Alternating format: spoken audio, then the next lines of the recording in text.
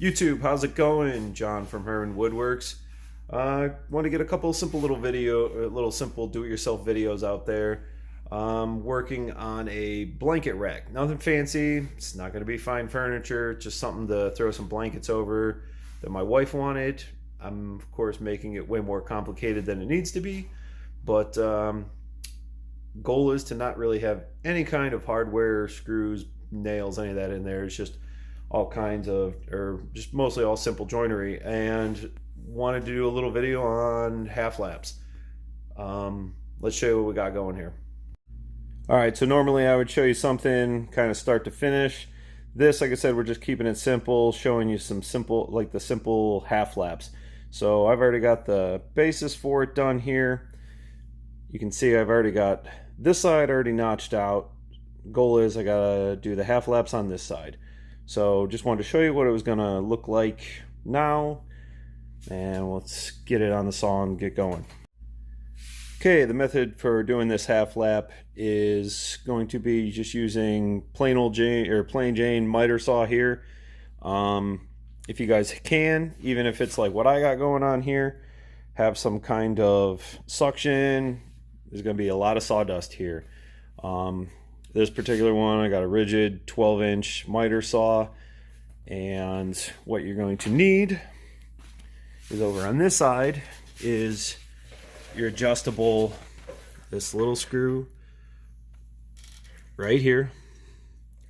That's how you adjust the depth of the cut, because what we're going to be ultimately doing is this hasn't been cleaned up yet, but you know, I'm going to go ahead and show you how I'm going to do it on this one and that one and that one, another 3 of them. Now keep in mind, like I said, this is not like fine furniture piece I'm doing here, so probably if it was, you know, doing a piece of anything else, I'd be probably stopping it short and then probably taking a chisel and gliding out the rest of the material needed. But this is just going to be short and sweet. I mean, I'm using pine. It's not like I'm getting carried away here.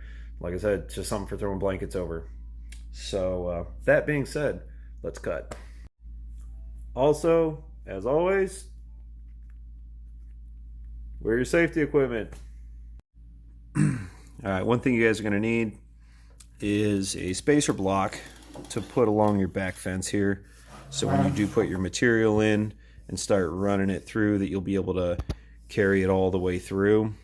I should say you probably want to, easiest way of doing this is having this on a sliding miter saw. But so you're going to go ahead and figure out the depth you want. I had this sample piece, made my line across, figured out, got the depth set exactly where I wanted it to, and that was, like I said, using this, backing it up. Once you get it set, lock this down so it won't move, and that way on your materials here, you don't, you know, if you want to check a couple spots, but ultimately you don't have to. You can just keep running it across, because you're going to start on this side and just keep running it across in slices until all the way till you get to this side.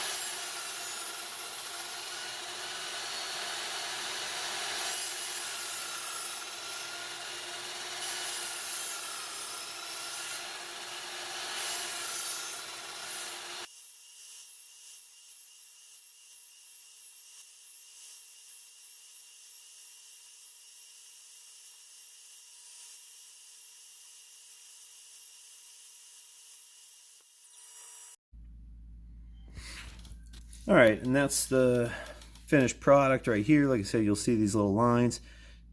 Honestly, when you flip it up and look at it, looking down there, from here it looks a lot worse than it is. Like I said, you can easily go in there with a chisel. Sometimes what I like to do, being really careful, is basically take the blade, and almost slide this back and forth, and it'll kind of clean off a little bit of that nub. Be careful doing that. Mostly I just recommend doing the chisel, but honestly, like for what I'm doing, this is like something uber simple. That's probably going to be enough. And so ultimately, you know, so all this I have cut at 5-degree angles. This is going to be a cross joining piece. It's from up higher, but I just wanted to show you how it fit on the one we just did. You can see here I've already gone over this one. That one's pretty rough, needs a lot of cleanup, but ultimately that's going to sit down on there like that. Like I said, this isn't fine furniture. This is just a blanket rack, but yeah, we'll clean this up. I don't even know if I'm going to stain this, paint this, but ultimately that's what we're looking at. If you're new to this channel, please subscribe.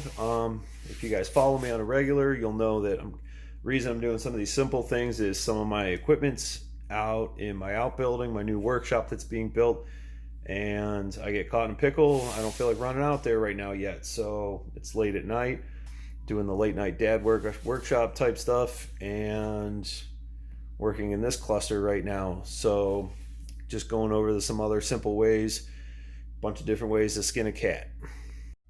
And once again, thanks for watching, and hope to see you guys again soon.